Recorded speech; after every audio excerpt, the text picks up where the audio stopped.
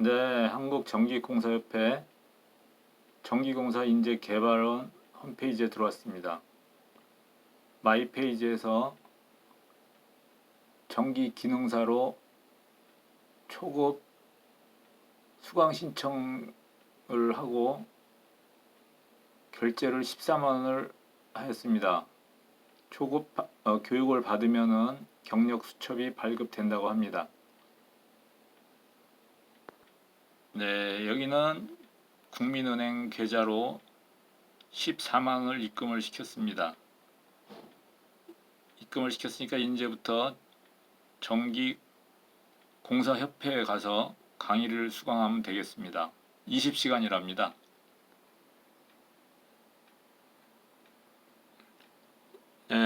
여기는 전기공사협회 홈페이지입니다. 홈페이지에서 인재개발원 가가지고 초급 교육을 받고 경력수첩을 발급받을 예정입니다. 자, 인재개발원 홈페이지로 가보겠습니다. 예, 한국전기공사협회 전기공사 인재개발원 홈페이지에 들어왔습니다. 마이 페이지 나이 강의실에 들어와서 강의를 수강 한번 해보겠습니다. 이 나이 강의실에서 학습 목차를 한번 보겠습니다. 목차가 있습니다. 1차 시 전기공사 법령 해설, 2차 현장 안전관리, 3차 자가용 전기 설비의 사용 전 검사와 일방용 전기 설비의 사용 점검, 4차 전기공사 현장 실무, 5차 전기 설비 해석, 6차 전기 설비 해석.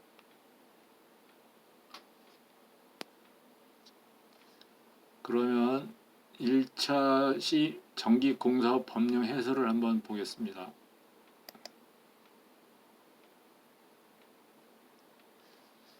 예, 화면이 열렸습니다. 화면 재생 버튼을 클릭하여 학습을 시작하세요.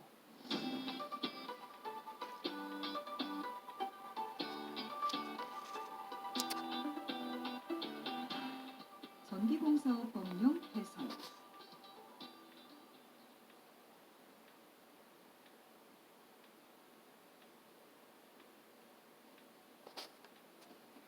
버튼을 누르는군요. 버튼을 안 누르면 그냥 서 있네요. 학습에 앞서 오늘의 점검 사항을 체크해 볼까요? 네. 예스를 눌러야 되네.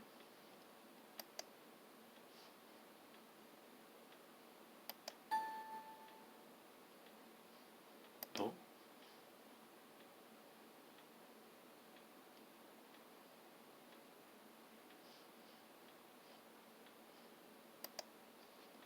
사용 전압이 22,900V의 전기공사는 초급 전기공사 기술자를 시공 관리자로 선임할 수 없다. 예스.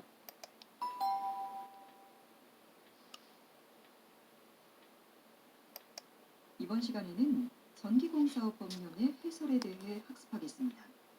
오늘의 학습을 통해 전기공사의 현황 및 시공관리와 전기공사 기술자 및 의무 이행에 대해 설명할 수 있습니다. 오늘 학습할 세부 내용을 확인해 보세요.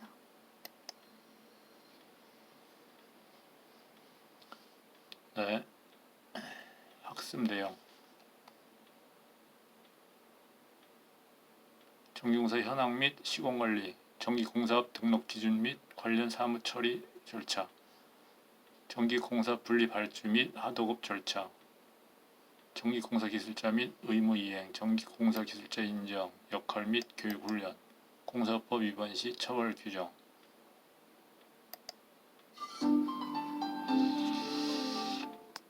전기공사의 현황 및 시공관리. 첫 번째로 확인할 내용은 국내 시설공사업의 현황이 되겠습니다.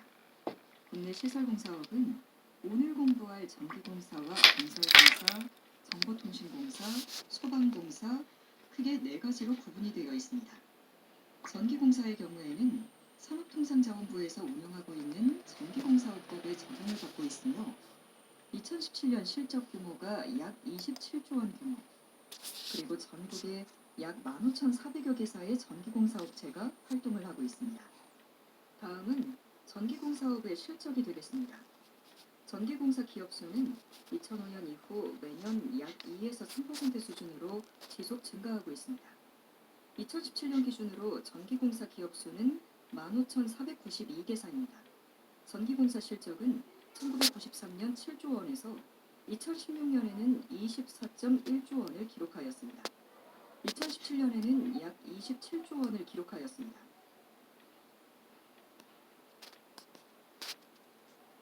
법의 연역을 보겠습니다. 전기공사업법은 지난 1958년 건설업법 제정 당시에 건설업의 한편으로 규정이 되어 있었다가 1963년 전기공사업의 독립성과 전문성 확보를 위해서 독립적으로 제정이 되었습니다. 이어서 전기공사 관련 법령에 대해서 살펴보도록 하겠습니다. 크게 전기 관련 법령은 전기사업법, 전기공사업법, 전력기술관리법으로 규정되어 있으며 오늘 공부할 전기공사업법은 전기공사업의 등록이나 시공, 즉 전기공사에 관한 기본적인 사항을 규정하고 있습니다. 많이 들어보셨을 전기사업법은 전기의 생산과 공급, 또 전기설비의 검사 및 점검에 관한 내용을 규정하고 있습니다. 또 하나 전력기술관리법은 전기설비의 설계 및 관리를 규정하고 있습니다.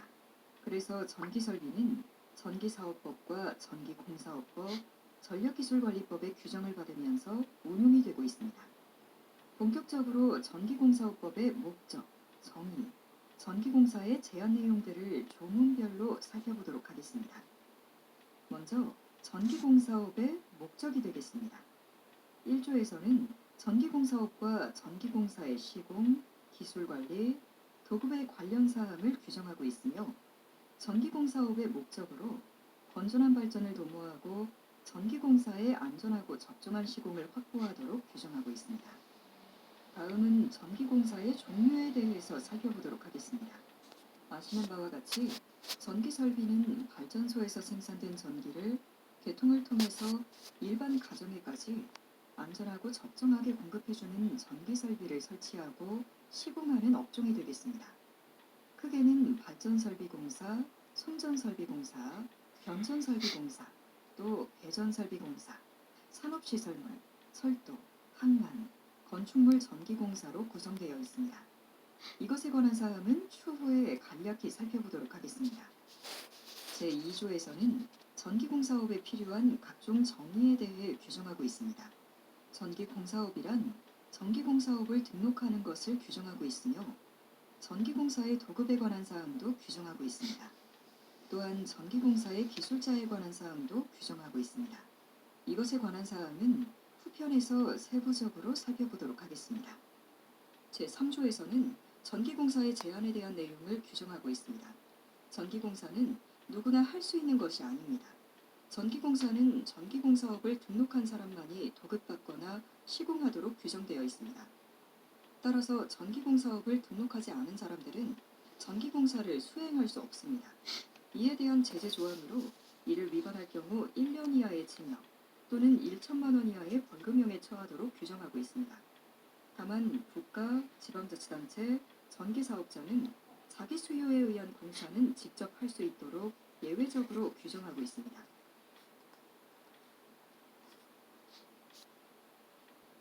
경영상태 평가, 기술능력 평가, 신인도 평가의 4가지 평가를 거치게 됩니다.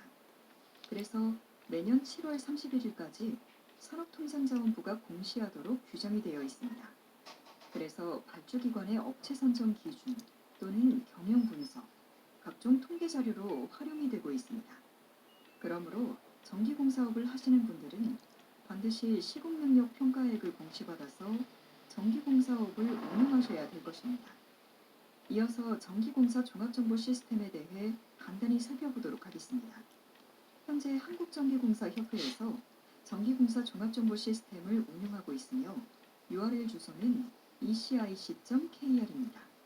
여기에서는 전기공사 등록에 관한 사항, 기술자 경력 신고, 각종 법률 정보, 또 전기공사업의 기술 정보 등 전기공사업에 필요한 사항들을 서비스하여 제공하고 있습니다. 여러분도 이번에 직접 사이트에 들어가서 보시면 조금 더 쉽게 전기공사 종합정보 시스템에 대해서 이해하실 수 있습니다. 전기공사 종합정보 시스템에는 기본적으로 전기공사업에 필요한 민원 처리 시스템, 전기공사 정보센터 포털 사이트, 전기공사 사업관리 시스템, 기술자 경력관리 시스템으로서의 역할을 합니다. 따라서 이러한 각종 정보를 일반 사용자나 전기공사 기술자, 발주자, 시공자 등에 제공하고 있으며 실질적으로 전기공사업의 근간이 되는 인터넷이라고 할 수 있겠습니다. 다음은 제32조 권한의 위임, 위탁관계에 대해서 살펴보겠습니다. 기본적으로 전기공사업에 관한 사항은 시도지사의 권한입니다만 전기공사업의 실태조사, 검사에 관한 규정은 시, 군, 구로 위탁되어 있습니다. 또 하나 한국전기공사협회의 전기공사업의 등록신청 접수, 등록기준 신고, 또 공사업의 승계신고 수리, 등록사항 변경신고, 또 전기공사업의 관리 및 자료 제출, 실적 접수, 기술자 인정, 인정 취소 및 청문에 관한 대부분의 등록사무는 한국전기공사협회에 위탁이 되어 있습니다. 그래서 여러분이 민원 업무를 보실 때는 한국전기공사협회에서 서비스를 제공받을 수 있습니다.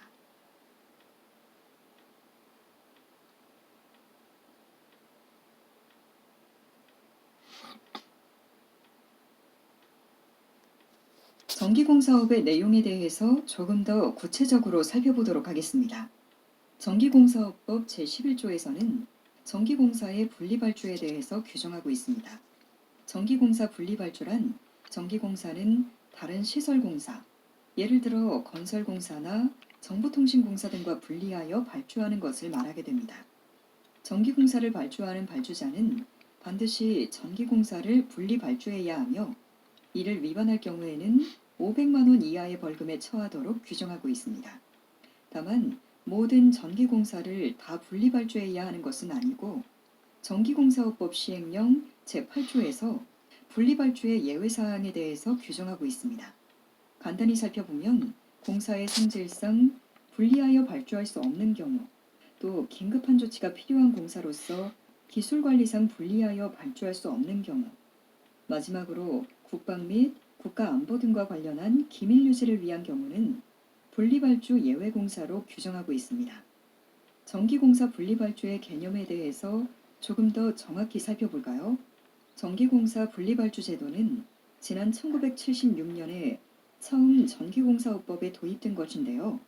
전기공사의 시공품질 확보와 중소전문업체의 경쟁력 강화를 도모하기 위해서 도입되었으며 가장 중요한 것은 전기공사업자들이 이 분리발주를 통해서 원도급업자의 지위를 확보함으로써 적정한 시공품질을 가지고 시공할 수 있게 되었다는 것입니다.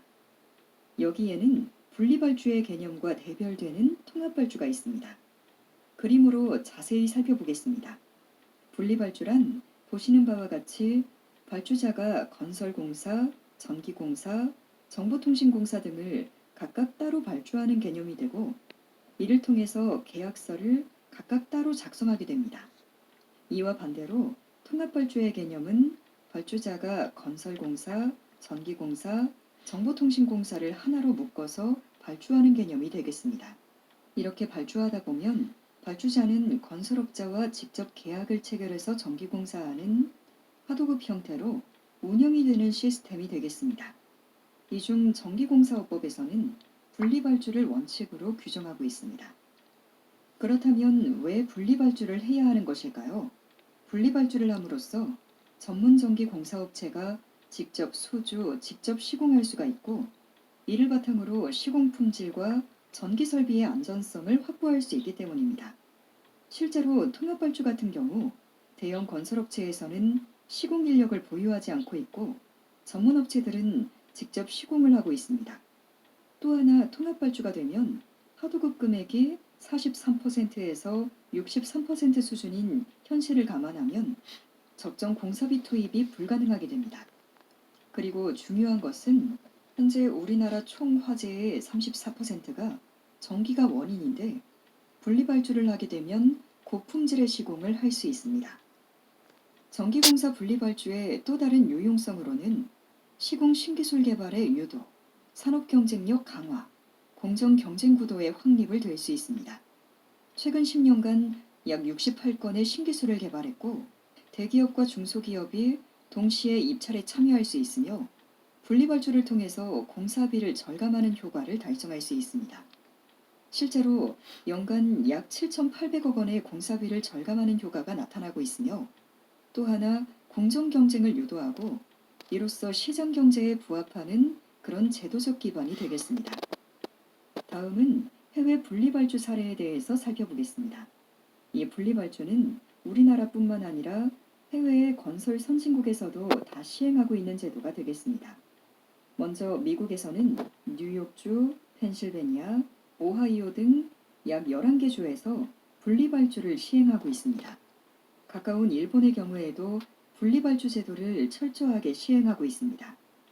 또한 분리발주에 관한 모범국가라고 할 수 있는 독일에서는 VOB를 통해서 약 최대 400개 공종을 분리발주를 하고 있습니다. 그래서 독일은 분리발주의 모범국이라는 평가를 받고 있습니다. 제12조 전기공사의 도급계약 등에 대해서 살펴보겠습니다. 발주자가 발주한 전기공사를 전기공사업자가 수행하기 위해서는 반드시 이 도급과 하도급 계약 시에 계약서를 작성해야 합니다. 계약서를 작성하지 않게 되면 전기공사업법에서는 300만 원 이하의 과태료를 부과하도록 규정하고 있으며 전기공사업자는 전기공사 도급대장을 비치하도록 규정하고 있습니다. 이를 위반할 경우에는 100만 원 이하의 과태료가 부과됩니다. 따라서 여러분은 반드시 전기공사 도급대장을 업체에 비치하셔야 합니다. 다음 13조에서는 전기공사 수급 자격의 추가 제한 금지를 규정하고 있습니다. 국가나 지방자치단체, 공공기관은 전기공사업법 및 다른 법률에 특별한 규정이 있는 경우를 제외하고는 전기공사업자에 대한 수급 자격 제한을 금지하고 있어서 전기공사업을 등록한 전기공사업자가 원활히 전기공사를 수급하도록 규정하고 있습니다. 여기서 참고로 공공공사 같은 경우 국가를 당사자로 하는 계약에 관한 법률, 또 지방자치단체를 당사자로 하는 계약에 관한 법률에 따라서 국가공사 및 지방공사가 발주되고 있습니다. 다음으로 하도급 관련 사항을 살펴보도록 하겠습니다. 전기공사의 경우 아까 보신 바와 같이 분리발주와 직접 시공이 원칙입니다. 그러나 일부 공정에 한해서 하도급을 규정하고 있습니다. 다만 하도급 시 일괄 하도급을 금지하고 있으며 또 재하도급도 금지하고 있습니다. 그래서 일괄 하도급은 도급받은 전기공사의 100%를 도급자가 시공하지 않고 모두 하도급 업자에게 일괄적으로 하도급을 주는 행위를 말합니다. 이것은 불법행위가 되겠습니다. 재하도급 금지에 대한 내용은 발주자와 원도급자가 있고 여기 하도급 업자가 있는데 여기까지는 법에서 인정하고 있는 하도급 계약의 형태이나 하도급 업자가 다시 하도급을 주는 이런 것들은 재하도급이라고 하여 역시 공사업법에서 제한하고 있으며 이를 위반할 경우 1년 이하의 징역 또는 1천만 원 이하의 벌금형에 처하도록 규정하고 있습니다. 따라서 전기공사를 하도급을 줄 경우 반드시 원도급 업자는 발주자한테 또 하도급 업자는 원도급 업자나 발주자한테 하도급 사실을 통보하도록 규정하고 있습니다. 이는 하도급 규정을 상당히 엄격히 규정하고 있는 전기공사업법의 입법 취지를 반영한 규정이라고 할 수 있습니다. 다음은 전기공사의 종류별 하자담보 책임기간입니다. 이것은 전기공사업법 시행령 별표 3의 2에서 규정하고 있습니다. 서두에서 전기공사의 종류에 대해서 살펴보았는데요. 크게 발전설비공사, 또 전력구 설비공사, 송배전 설비공사, 송전, 변전, 배전, 그리고 산업시설물과 건축물 및 구조물의 전기설비공사, 기타 전기설비공사에 대해서 1년 이상 10년 이하의 규정으로 전기공사 하자담보 책임기간을 규정하고 있습니다. 이것은 항상 여러분이 숙지하셔야 향후 발주기관과 계약서 때 참고하셔야 할 사항이 되겠습니다. 그러면 이상으로 1부 전기공사업의 현황과 시공관리에 대해서 살펴보았습니다.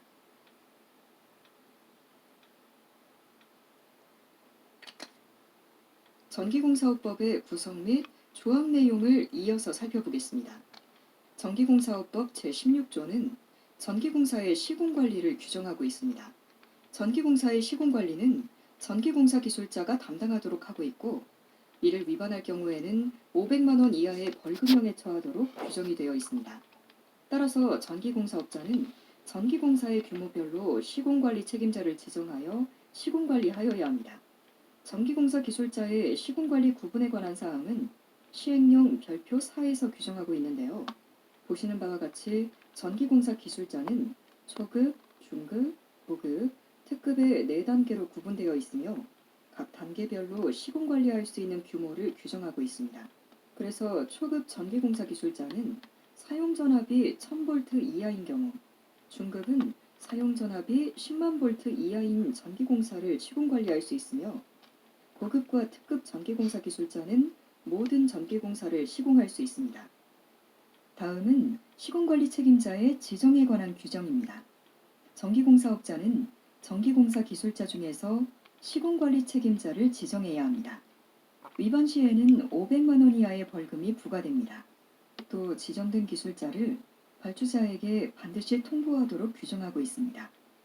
위반 시 100만 원 이하의 과태료가 부과됩니다.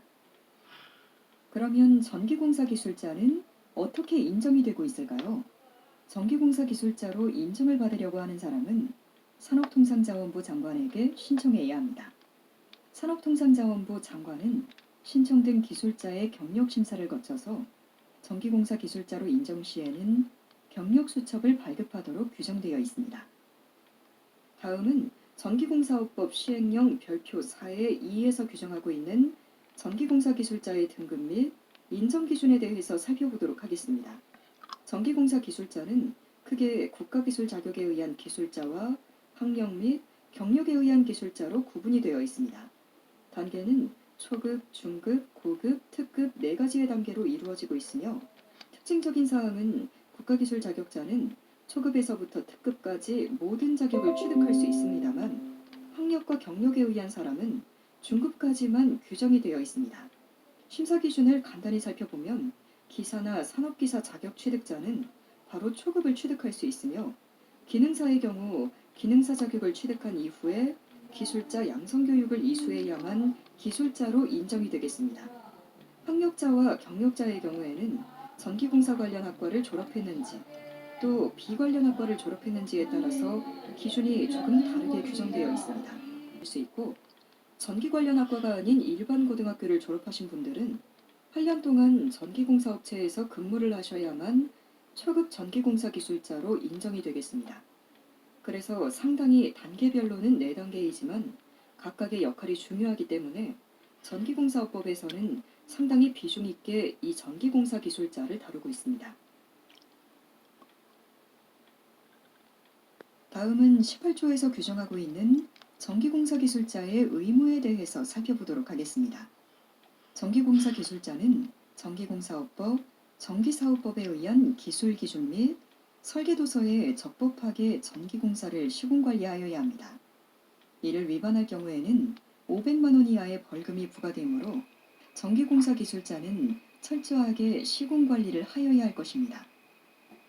중요한 사항으로 전기공사 기술자로 인정받기 위한 경력수첩의 대여금지에 관한 사항이 있습니다.